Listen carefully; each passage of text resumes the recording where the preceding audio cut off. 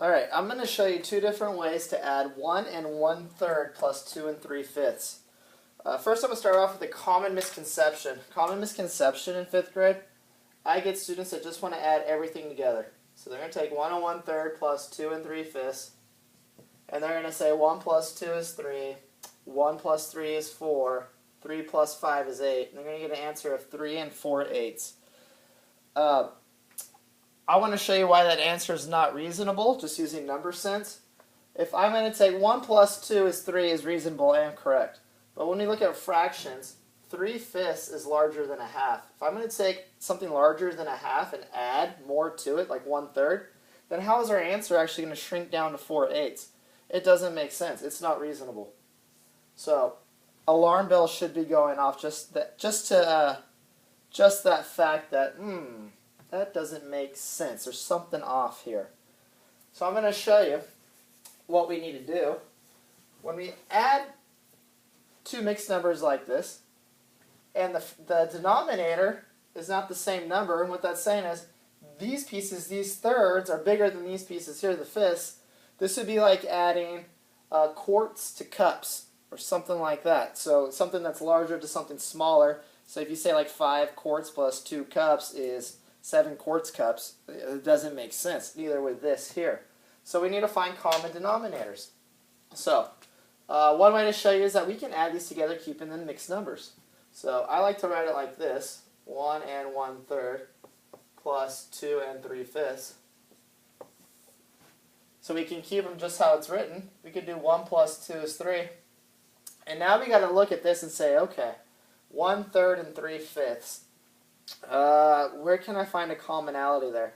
I know one of the ways we first started off is just by simply having this. So we've already worked on this in class, where we take 1/3, we can shade in how it represents it on this model here, and then we can just half it. So if we half that 1/3, just cut it in half. We want to apply that to the whole model there. So now I've taken that 1/3 and I've changed it to 2/6. And we can half it again, and we'd get 4/12. So we can keep that pattern of halving it. So we know 1/3 is the same thing as 2/6. Or we can look at this relationship here. Okay, 1 and a 3, 2 and a 6. I'm going up by 1s here. I'm going up by 9s here, or the relationship of the numerator and denominator. The numerator is 3 times smaller than the denominator. So I can go 1/3, 2/6, 3 9s, 4/12, 5/15. And this is all relying on the fact that you guys trust that 1/3 is the same thing as 2/6. It's the same thing. We talked about this a lot in our class. Hello is the same thing as hola. Doesn't look the same, but it has the same meaning. All right, this is the same value. So let's do the same thing with 3/5. 3/5 can be, we half it, it'll turn into 6/10. Now I can see a pattern happening. I can add another 3, and I end up with 9/15. And I like that now. I have now made two equivalent fractions. I have 9/15 and 5/15. I've now made these the same size pieces. Instead of thirds and fifths, I have 15ths and 15ths. So I can add these two together. My 5/15 and my 9/15. 5 plus 9 is 14. 14 what? This is the number I have. This is the size. I have 14/15. So I get an answer of 3 14/15.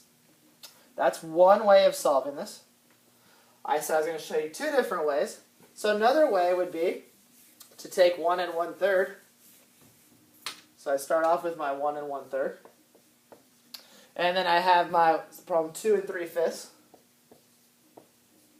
And I can convert these, I can change these into fractions. So 1 1/3 is the same thing as 3/3 plus 1/3, which is the same thing as 4/3.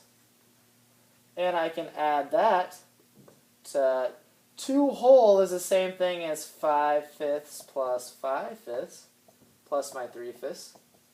And I'm going to end up with 13/5. So I've taken my two mixed numbers and I made them fractions. 4/3 plus 13/15. So let me give myself some more room up here. 4/3 plus 13/15 fifths. See if I can add these together. I have thirds and fifths. I'm back to my equivalent fraction issue again. So I have thirds and fifths. I need to make these common denominators. I can go 8 sixths, 12 ninths, 16 twelfths, 20 15ths. Count here, I can do 26 tenths and 39 15ths. I can add these now together because I now have 15ths. So 20 15ths plus 39 15ths, how many 15ths do I have altogether? I have 59 15ths. 59 15ths is the same thing as 3 whole and 14 15ths. So there's two ways of adding 1 1/3 plus 2 3/5. And the biggest thing you need to be thinking of to attack this problem is I need my common denominators.